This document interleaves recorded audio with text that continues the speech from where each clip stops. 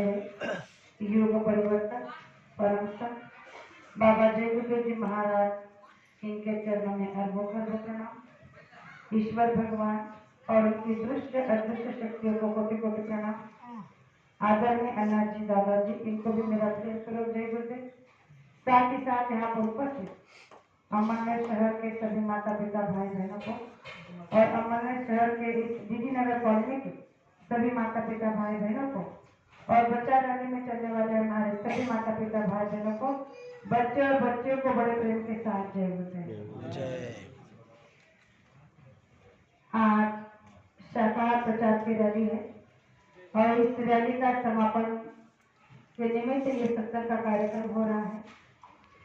तो ये बहुत बड़ी गुरु महाराज की आशीष दया है कि जितने भी सत्संगी प्रेमी हैं उनके अंदर में एक गुरु की दया का एक ऐसा स्रोत है कि वो हमेशा किसी न किसी रूप में किसी न किसी मदद के लिए या फिर निमित्त बहाना बनाकर अपने घर पर सत्संग रखने का आयोजन करते हैं। तो ऐसे ही आज का इस रैली का समापन हमारे गुरु भाई है मंगरूर के, तो उनके बेटे का ही घर है, तो उनके इस मकान के ग्रह शांति के निमित्त ही उन्होंने आज ये सत्संग का आयोजन किया है। तो गुरु महाराज कहते हैं कि निमित्त चाहे कोई भी हो, लेकिन आपके अंदर जो सत्संग का जज्बा है, जो गुरु के प्रति श्रद्धा है, जो विश्वास है, वो बहुत अटूट है और इसीलिए आप किसी भी निमित्त से सत्संग का आयोजन करना चाहते हैं। तो प्रेमियों, ये इस कलयुग की एक ऐसी निशानी है जो गुरु महाराज ने कहा है कि कलयुग में अगर आप सच्ची भक्ति करना चाहते हो तो वही गुरु आदेश का पालन। तो गुरु आदेश के पालन को करते हुए हम सभी आज इस शाकाहार प्रचार का प्रचार कर रहे हैं और ये केवल आज ही के दिन हो रहा है ऐसा नहीं है। ये हम लोग कई सालों से इसे कर रहे हैं और हर रविवार को ये रैली निकलती है। कहीं पर कभी कभी जिले के गांव में जाते हैं, तहसील के गांव में जाते हैं, कभी कभी तहसील में जिले में हर विस्तार में जाकर हर गली झोपड़ी में नुक्कड़ में जाकर लोगों को बताते हैं कि बाबा जय गुरुदेव जी महाराज का आदेश है, उनका कहना है कि आपको शाकाहारी रहना है। शाकाहार सदाचार इस संसार का एक ऐसा बहुत बड़ा विशाल परिवर्तन है कि जिसको लेकर गुरु महाराज ने संसार में एक मिसाल कायम की है कि अगर आप हर गांव गली में जाकर लोगों के कानों तक इस बात को पहुंचा दोगे कि बाबा जय गुरुदेव जी महाराज का कहना शाकाहारी रहना, तो गुरु महाराज ने कहा कि आपकी भक्ति का आदेश का पालन हो जाएगा। और इस भक्ति को करते हुए हम सभी प्रेमी अपने अपने घर से निकलते हैं, निजी खतों से निजी वाहनों से निकलकर जब हम रैली में पहुंचते हैं तो हमारा स्वार्थ केवल इतना होना चाहिए कि आज कम से कम किसी न किसी परिवार से कोई ना कोई प्रेमी शाकाहारी हो जाना चाहिए या किसी न किसी प्रेमी के माता बहन भाई को गुरु महाराज के वचन उनके अंदर में उतारकर उनका जीवन परिवर्तन हो जाना चाहिए। ये स्वार्थ रखकर अगर हम घर से निकलेंगे तो गुरु महाराज ने कहा है कि आपकी मनोकामना जो है अवश्य पूरी होगी। तो प्रेमियों, ये हमारा परम सौभाग्य है।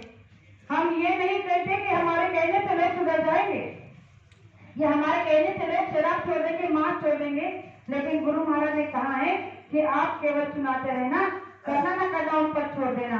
अर्जी उनकी रहेगी, अर्जी हमारी रहेगी, मर्जी उनकी रहेगी।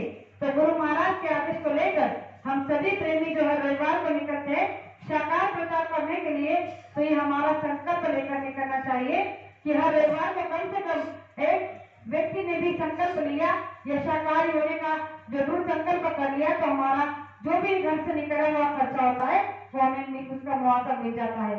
तो इस पर गुरु महाराज ने कहा, एक प्रेमी ने गुरु महाराज से पूछा था कि गुरु महाराज आप तो बार बार कहते हैं कि शराब छोड़ दो, मांस छोड़ दो, तो शराब और मांस क्या कहने से छूट जाएगा? तो इस पर गुरु महाराज ने प्रमाण देकर समझाने की कोशिश की थी कि कहने से छूटता है या किस तरह से छूटता है। तो एक शराबी था, उसे शराब की बड़ी लत थी और उसके शराब की वजह से उसका पूरा परिवार उससे परेशान हो चुका था। उसके परिवार के लोगों ने भी उसे सुधारने की बड़ी कोशिश की, लेकिन उसकी शराब जो है छूटने का नाम नहीं लेती थी। तो उसे एक सत्संगी प्रेमी ने कहा कि देख, हमारे जो गुरुजी है उनके पास चल, अगर हो सके तो तेरी छूट जाएगी, क्योंकि वहां पर बड़े बड़े जितने भी अवगुणी दुर्गुणी हैं उनके सबके अवगुण और दुर्गुण छूट चुके हैं। हो सकता है कि तेरी भी बुराई, तेरी भी शराब बात छूट जाएगी। तो उसने कहा अच्छा चलो मैं तुम्हारे साथ चलता हूँ। और वो गुरु महाराज के साथ सामने चला आया उस प्रेमी के साथ। जब वो गया तो उसे सत्संग को सुना। सत्संग खत्म होने के बाद वो गुरु महाराज के पास गया, उनसे कहने लगा कि मैं एक बहुत बड़ा शराबी हूँ और शराब की मुझे ऐसी लत लगी, ऐसा व्यसन लगा है कि जिससे मेरा घर परिवार बर्बाद हो गया, मेरे परिवार की खुशियां चली गई, मेरे घर की बरकत चली गई और मेरा परिवार बड़ा दुखी है, मुझसे बड़ा कष्टी है। लेकिन क्या करूं, इस शराब जो है मुझसे छूटती नहीं। जब उसने ऐसा कहा तो उस पर गुरु महाराज ने कहा कि अरे जब शराब की वजह से तेरा परिवार दुखी है, तेरा घर परिवार बर्बाद हो गया है, तो उसे छोड़ क्यों नहीं देता। तो उस शराबी ने कहा कि कैसे छोड़ू, शराब मेरे शरीर में इस कदर उतर चुकी है कि अब उसे छोड़ना मुश्किल हो रहा है। मैं चाहता बहुत हूँ लेकिन छूटती नहीं है। जब उसने ऐसा कहा तो उन्होंने कहा कि कोई बात नहीं, तुम कल मेरे पास इसी समय आ जाना, मैं तुम्हें युक्ति बता दूंगा। अब उस शराबी को लगा कि चलो महात्मा है, जब उन्होंने कहा है तो कोई ना कोई उपाय तो बताएंगे। दूसरे दिन उसी समय पर वो नहा धोकर महात्मा जी के पास आया। जैसे वो महात्मा जी के पास आया तो उन्होंने, गुरु महाराज ने उसे देखा और उठकर सामने एक खंबा था, उस खंबे को उन्होंने जोर से मीठी मारकर ऐसे पकड़ लिया।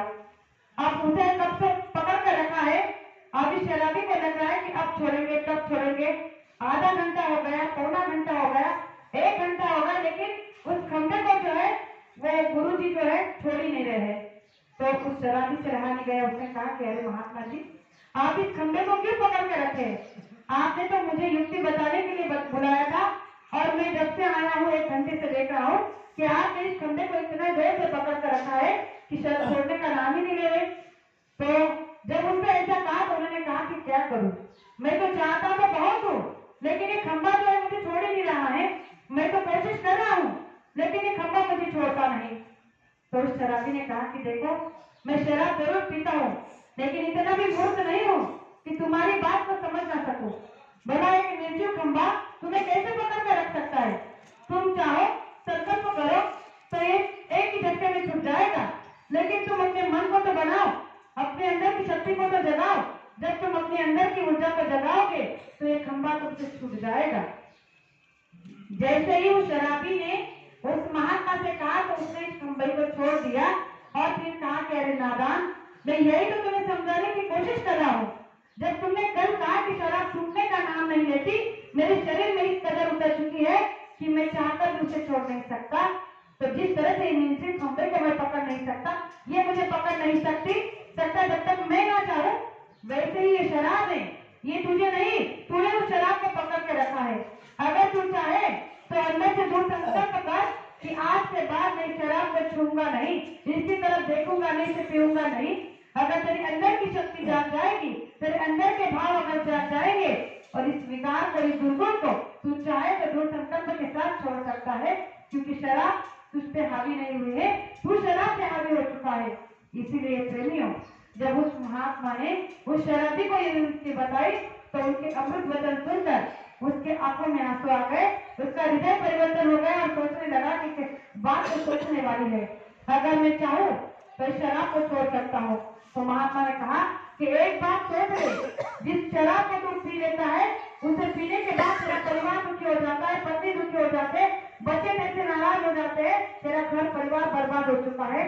जब तेरे घर की शांति सुख की शराब की वजह से चला गया है तो क्या तू नहीं चाहता कि ये सब कुछ तुझे वापस मिल जाए? तो इसका एक ही उपाय है कि शराब को तू हमेशा के लिए भुला दे। वो तुझे भुला सकती है लेकिन तू भूलना नहीं चाहता। तो प्रेमियों, महात्मा की बात को सुनकर उस शराबी ने वही पर उनके चरण पकड़कर तुम संकल्प किया कि आज के बाद मैं चाहकर भी शराब को कभी नहीं पीऊंगा। और वहां संकल्प करने के बाद वो जब घर आया और वही दिन, उसी दिन से उसने उनका दिया हुआ नाम रखने का प्रयास शुरू किया। सुबह शाम जब अपने घर में बैठकर साधना करने लगा तो घर की खोई हुई बरकत आने लगी, घर का खोया हुआ सुख वापस आने लगा, बरकत वापस आने लगी और घर में फिर से पहले जैसा माहौल सुख शांति का बनने लगा। पति बच्चे सभी उससे खुश होने लगे। तो ये किसका प्रभाव होता है? सत्संग का। गुरु महाराज ने कहा कि जब तुम चाहो तो अपने घर की सुख शांति बरकत जो हमेशा के लिए आपने खोली है उसे वापस लाना चाहते हो तो सत्संग में चले जाओ। जब ऐसे पहुंचे महात्मा का सत्संग कहीं पर भी होता है तो आपको सत्संग में जाकर अवश्य जाना बैठना चाहिए, क्योंकि सत्संग के वचनों से हमारे अंदर के विकारों को धोया जाता है, अंदर की महिलाएं को धोया जाता है और हमारे अवगुणों पर विजय प्राप्त करने का वहां एक रास्ता मौका दिया जाता है। प्रेमियों, हम आप बड़े सौभाग्यशाली है कि इस घोर कलयुग में हमें बाबा जयगुरु जी महाराज जैसे गुरु मिले, जिन्होंने हमारे इस मनुष्य शरीर को प्राप्त किया। गुरु महाराज ने कहा कि बड़े सौभाग्यशाली है आप कि आपको मनुष्य शरीर मिला, और उससे भी बड़ा परम सौभाग्य आपका कि आपको संसार मिला, तो आप संसार में रहो।